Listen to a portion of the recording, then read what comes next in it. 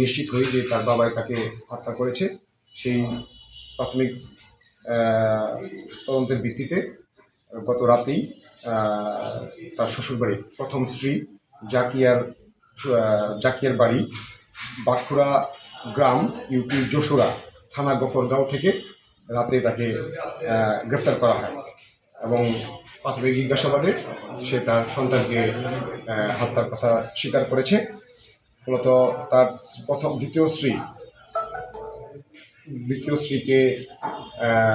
দ্বিতীয় স্ত্রীর সাথে তার কলহের কারণে এবং তাকে কষ্ট দেওয়ার জন্য সে তার সন্তানকে হত্যা করেছে।